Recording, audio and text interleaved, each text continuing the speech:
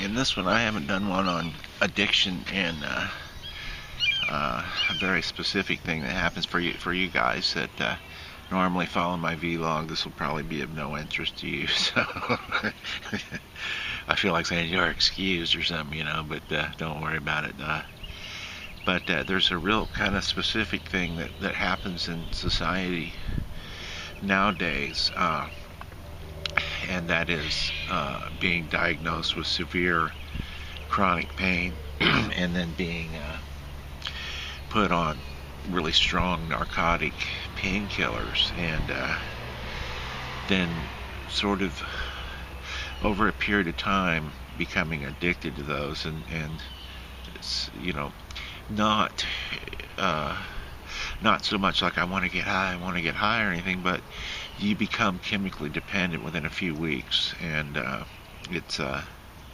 it's really an epidemic kind of thing, and I've had a lot of experience with that, and it's a certain kind of insanity I know a lot about. uh, I used to live and be a record producer in Los Angeles and own recording studios there, and I ended up going to rehab a lot at a place called Los Encinas in Pasadena, and Dr. Drew practices there, and Bob Forrest, I was one of his helpers or whatever they call him.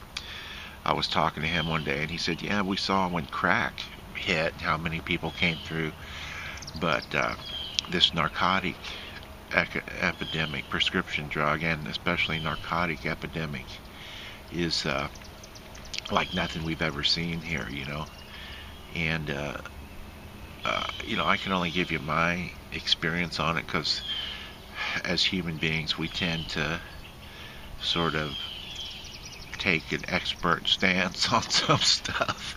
We think we know what we're doing a lot when we really don't, especially about drugs. And I've had people sort of argue about the advantages of taking drugs and so on. It's just a no-brainer at some point in your life. It's like there are negative consequences. But anyway, what happened. This is first people. I'm going to tag this one and title it for people just cruising the internet. Maybe if one person finds it, because what happened with me, I was diagnosed with a really painful condition, and I knew what the narcotics were, and it started off with the lighter stuff: Vicodin, Percodan, Loratab, Loracet, and I couldn't tell you. About 10 years of my life were wasted, addicted to. It started with the light stuff, and it ended up with morphine and OxyContin and pretty much anything, But the thing with it is it kind of sneaks up on you, and it's in all segments of society, from housewives to, bankers. And it's hard to get out of, because I bounced in and out of psychiatric hospitals. It starts driving you crazy, and if you think that you're gonna be, I was the one that was gonna tame this beast, and I could handle it. Two people said in my travels, two friends of mine, a lot of people thought they can, two friends of mine said to me, well, I can handle my drugs and my high, or my meds. It's too bad you can't. Both of those guys are dead now from abusing prescription narcotics. But it slips up on you, and it's a hopeless thing, because it went on for years, and for a decade with me, thousands of times of, waking up dope sick and waiting it out to go to the doctor. And it seems hopeless, because I'd be,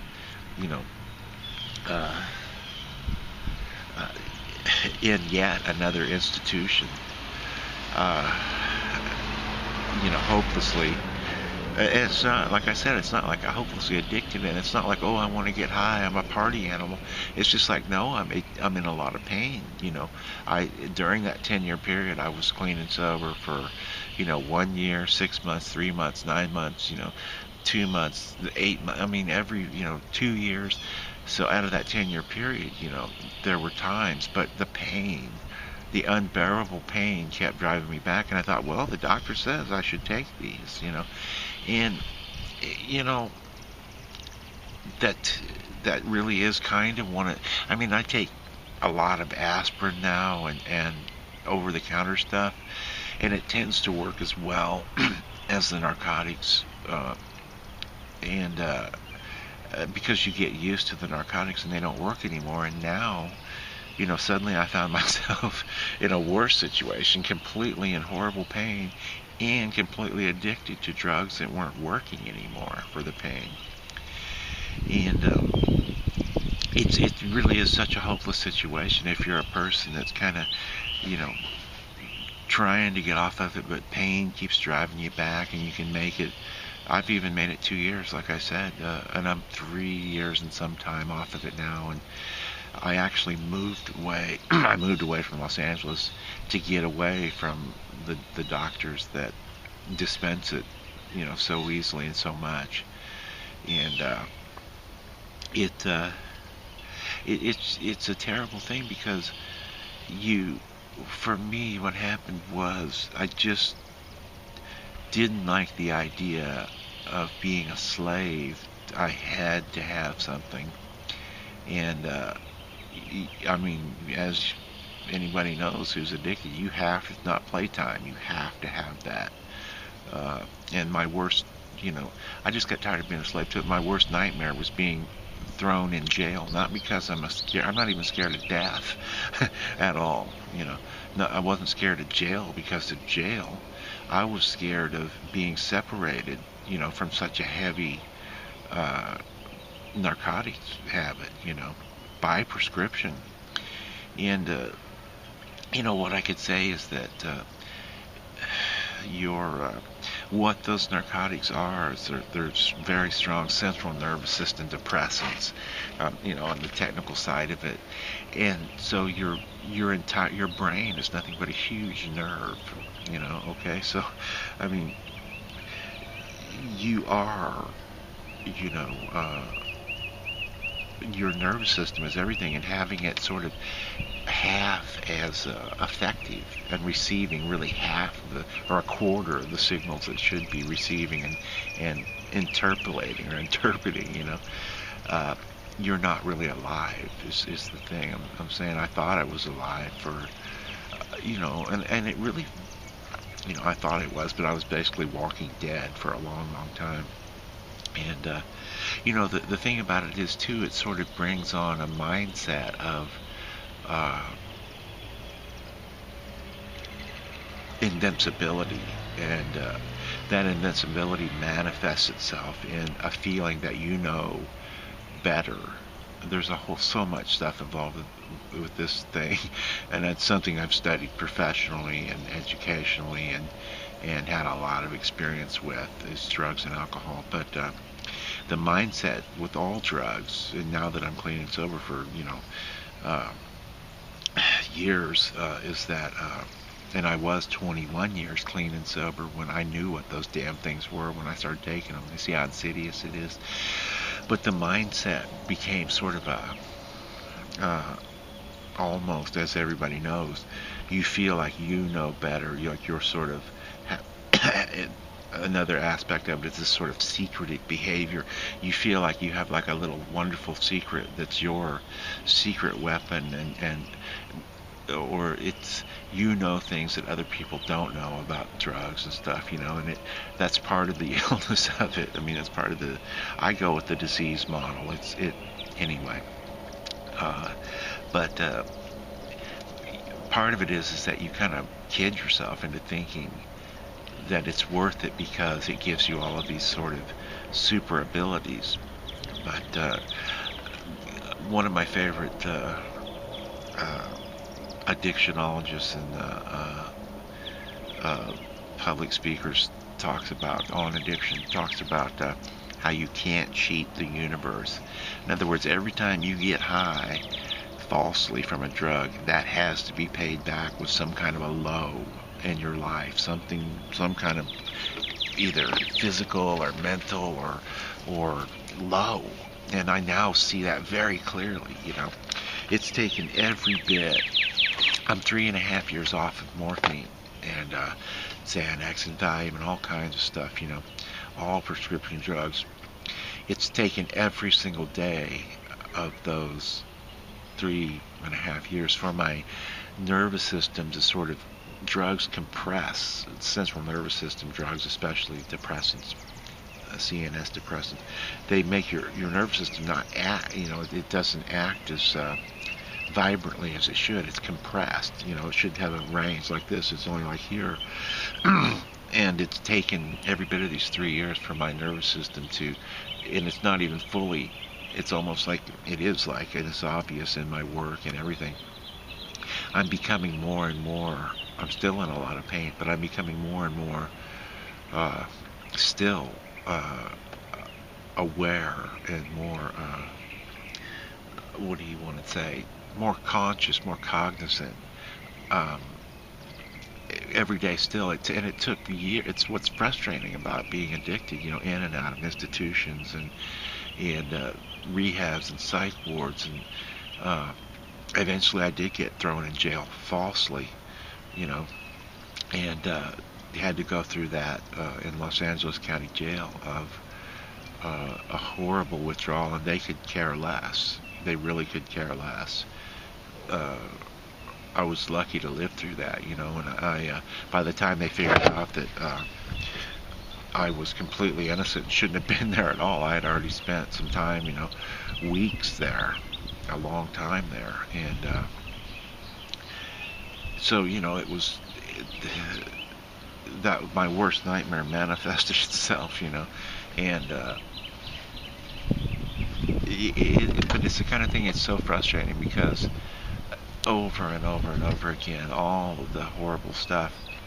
The only thing that I can really say in my experience is that, don't, if you're in that situation of like you have chronic pain and you're hooked on narcotics, nobody can handle it. I'm kind of repeating, I'll loop back on that. You probably think you could handle it, and I did for the first like 6-8 years, just as prescribed every day. I was still chemically dependent, I knew that, but it drives everybody crazy. Nowadays when you go to a psych ward or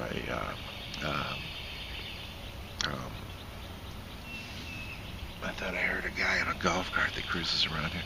When you go to a psych ward or a rehab, especially say psych ward, I've been thrown in psych wards tons of times, 33 times, because of this addiction driving me crazy. And but when you go there, you begin to notice that a lot of the people there are also narcotics addicts. It's really typical, and I thought I was so clever and so special and so unique. It's really typical for people to lose their mind and end up in and out of psychiatric facilities hooked on narcotics. And I was going to be the only guy who could ever handle it, and I made a valiant effort. But anyway, I can think back now, it was just so frustrating to be in so much pain. All I can say is this: for me, the narcotics cannot play a part in treating chronic pain, because nobody can handle it. It will drive you crazy. Plus, you lose the most valuable thing that you have, which is a sense of your life and things going on in the sort of like your life experience, actually experiencing it, versus just sort of daydreaming your way and kidding yourself through life. And not even that. I mean, I wasn't even kidding myself. I was just so out there and so unaware. I didn't of anything. Now that I am, it's shocking. But my nervous system wasn't working. I mean, your brain's supposed to, it's a nerve. What can I say about that? I mean, it was working about 1/10 of what it should have been. I was out on my feet. But if you're on, I guess my main point is because it was in and out of here and there. The main point for anybody that's struggling with that is that the narcotics won't work. And the other thing, it won't work. You can try it for years and waste 10 years of your life, or 20, who knows, depending on how, if you live. But I had a great point and lost it. My memory's still not what it was. Well, yeah, the other thing I was going to say is, I used to get really scared and dramatic about everything, or sort of, oh my God, I'm a drug addict. I've got to change it today, right now. It's got to instantly stop. Well, the reality of that is that you didn't get screwed up all overnight. You're not going to get. You're just not going to get better overnight. But it can get better, but it takes you might as well set aside a year or two, because otherwise that time will be taken from you against your will at some point. But what I would say is, it's nothing to freak out over or get all, oh my God, I'm a drug addict, kind of thing. It's it's just something to kind of start thinking about and thinking, making your plans to, like, I used to pack my bags, 2 weeks before I'd go to rehab, unless it was an emergency, which it was several times, uh, a life or death emergency. But I would pack my bags, and pretty soon, in the last couple of years, I kept them packed by the door so that I could just pick up my bags and go to a rehab and try yet again. You know, and it's tricky, because even there, uh, they would try to go, oh well, you're on morphine here. In rehab, they would try to give me morphine, and I had to move away from it, all. Uh, so that helped, but it's something that most people never overcome. A tremendous amount of people end up dying from it. And worse than that, I think, like I said, I'm not really scared of dying. Worse than that is just leading a really sort of, the only thing we have in our lives is the ability to understand and experience what's going on, and those drugs rob you of your physiological ability to experience your life. But there's so much stuff there. I could tell you just tales of, unbelievable suffering, and because of that, because of the addiction that went on for so long.